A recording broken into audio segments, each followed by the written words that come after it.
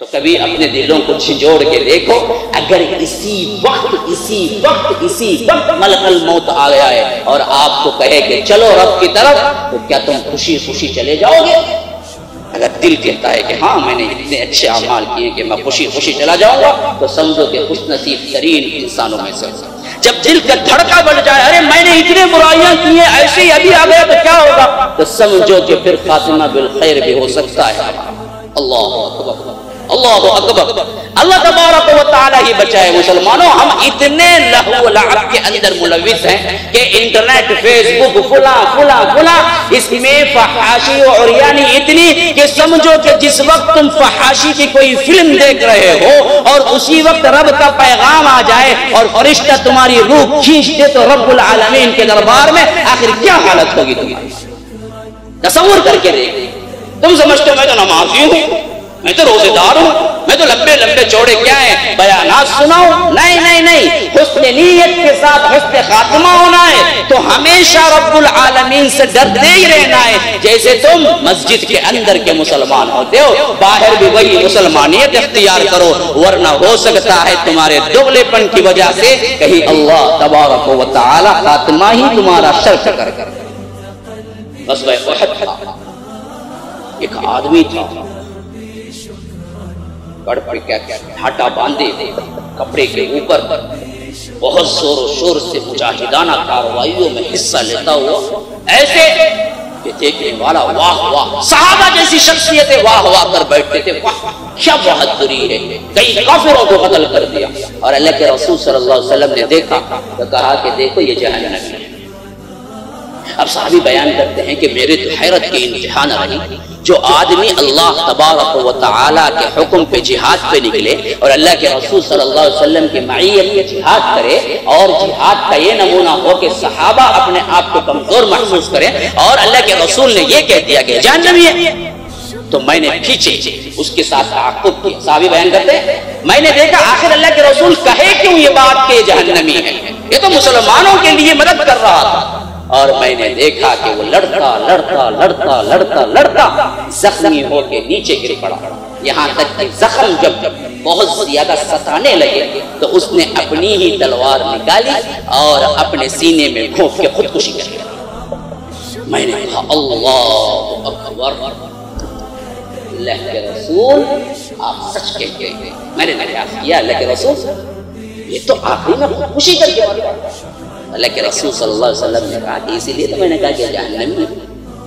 اب بتائیے جس نے جہاد کیا، جس نے اللہ کے رسول صلی اللہ علیہ وسلم کی معیت میں جہاد کیا لیکن خاتمہ بالخیر نہیں ہوا، وجہ کیا تھی؟ صاف ظاہر ہے، وہ جو لڑ رہا تھا وہ دکھاوا تھا۔ لوگ کہیں کہ کیا لڑ رہا ہے، تو دکھاوے میں خاتمہ بالخیر ہوتا نہیں ہے میرے بھائیو۔ اپنے دلوں کو ٹٹولو، اعمال کرنا بڑی بات نہیں ہے، اعمال کو سیو کرنا بہت بڑی بات ہے، عمل کر لینا بہت بڑی بات نہیں ہے۔ اپنے نیتوں کو ٹٹول کے عمل کرنا کہ یہ عمل میں نے کس لیے کیا ہے، ورنہ تو اعمال دھرے کے درے رہ جاتے ہیں۔ اور ایک صحابی جن کے بارے میں مشہور تھا کہ یہ وہ صحابی ہیں جنہوں نے اللہ کے لیے اپنی پوری زندگی میں ایک مرتبہ بھی سجدہ نہیں کیا، جنت چلے جائے۔ مشہور اما عائشہ روایت کر رہی ہیں کہ ہم بچوں کو کوئز جیسی چیز جب سکھلاتے تھے، سوال جواب سکھاتے تھے، تو ہم ان سے پوچھتے تھے بتاؤ وہ کون ہیں جن کو زندگی میں ایک مرتبہ بھی سجدہ نہ کیا جنہوں نے، اور اللہ نے انہیں جنت دے دی، تو بچے کہتے کہ فلاں ہیں، تو ہم یہ کوئز کے طور پر انہیں سکھاتے تھے۔ ان کا واقعہ سنیے، وقت ختم ہو رہا ہے، زیادہ وقت نہیں لوں گا، بس 2-3 باتیں ذہن میں رکھ لینا ہے۔ تو واقعہ یہ ہے کہ وہ غزوہ احد ہی کا دن تھا۔ بنو اشہل کے ایک صحابی تھے جو کہ اس وقت تک بھی ایمان نہیں لائے جب تک اللہ کے رسول غزوہ احد کو نہیں نکل گئے۔ احد کو جب نکل گئے تو دیکھا کہ پورا قبیلہ نکل گیا ہے، اور یہ آس پاس دیکھے تو اکیلے رہ گئے۔ انہوں نے سوچا اب اکیلے رہ کے کیا فائدہ، پورا قبیلہ تو مسلمانوں کے ساتھ لڑنے گیا ہے، تب تک ایمان نہیں لائے۔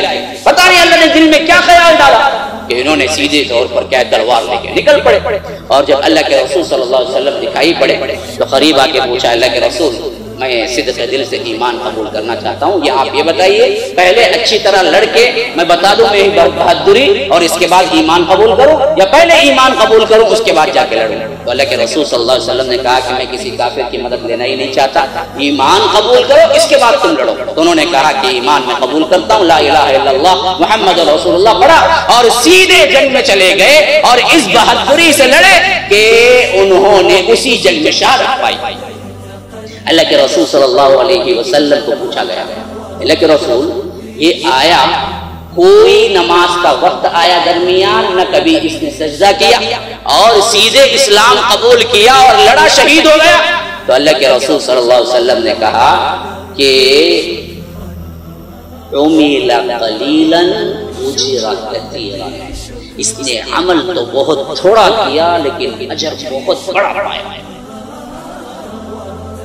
اپنی زندگی میں ایک سجدہ بھی نہیں کیا لیکن اللہ تبارک و تعالی نے اس شہادت کے عوض اسے تمام گناہ معاف کر دیے اور یہ جنتی ہو گیا. وجہ کیا تھی کہ ایک سیکنڈ کا جو عمل اس نے قبول کیا تھا وہ صحابی اسیرم تھے اور کہتے تھے کہ یہ صحابی صدق دل سے ایمان لائے تھے. تو اللہ تبارک و تعالی نے انہیں یوں نوازا کہ کائنات کے اندر کوئی ایسا شخص نہیں ہے جس نے ایک سجدہ نہ کیا ہو اللہ کے لیے اور جنت چلا گیا ہو. یہ ایک شخص ایسے ہیں بنو اشہل کے جو کہ ایک سجدہ نہ کیا، رب العالمین نے انہیں جنت عطا کر دی. تو یاد رکھیے اب خلاصہ 1 منٹ میں پورے اس کا سمیٹتا ہوں میں آپ لوگوں کے سامنے.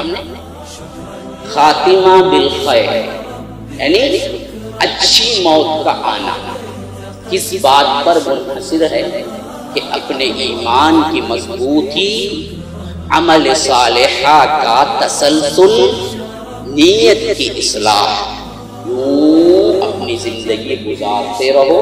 اور ہمیشہ میں ٹھیک ہوں یہ دیکھنے کے لیے ایک ٹیسٹ ہے. کیا ٹیسٹ؟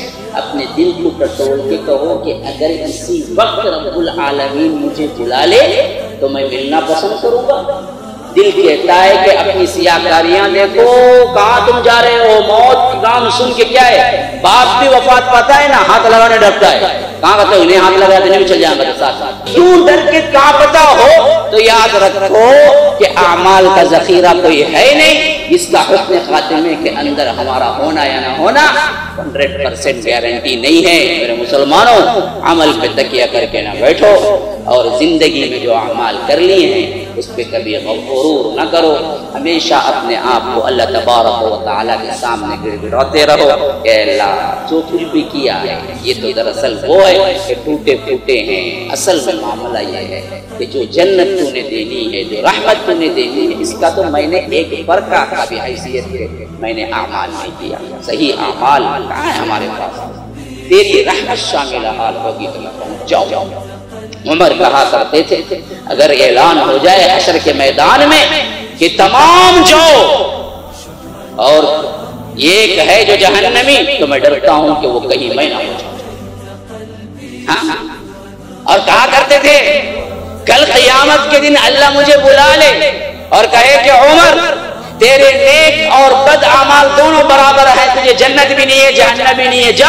تو میں سمجھوں گا کہ بہت بڑی کامیابی حاصل کرنی. چلو جنت نہیں میری تو جہنم سے چھٹکارا مل گیا. بس یہ وہ لوگ تھے جن کو اللہ کے رسول نے اپنی زبان مبارک سے شہادت دے چکے تھے کہ تم جنتی ہو، تم جنتی ہو، تم جنتی ہو، تم جنتی ہو. پھر یہ حالت ہمارے اعمال تو کیا ہیں، پھر کس پہ تکیہ کر کے ہمیں بیٹھ جانا ہے کہ ہم تو جنتی ہی ہیں. نہیں، یہ شیطان کا وسوسہ ہے. جب یہ خیال آتا ہے تو اعمال میں کمی ہوتی ہے اور ہو سکتا ہے اپنی بڑائی اور غرور کی وجہ سے انسان خاتمہ بالخیر سے بھی ہاتھ کو بیٹھے.